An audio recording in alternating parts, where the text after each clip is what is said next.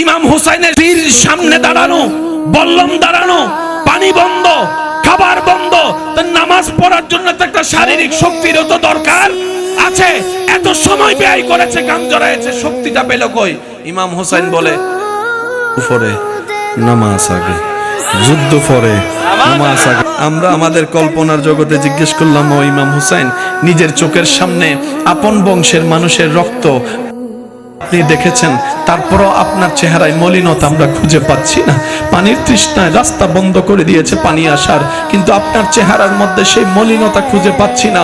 ও ইমাম হুসাইন, এত ফ্রিলি ভাবে, রিল্যাক্সলি ভাবে নামাজ পড়ছেন, ব্যাপার কি? আপনার কি মানুষ হিসেবে টেনশন লাগে না? ইমাম হুসাইন বলেন, যার অভিভাবক নাই টেনশন তো তার হয়, যার মালিক নাই তার না টেনশন, যে বেওয়ারিশ তার না টেনশন। আমার তো একজন মালিক আছে, আমার তো একজন মালিক আছে।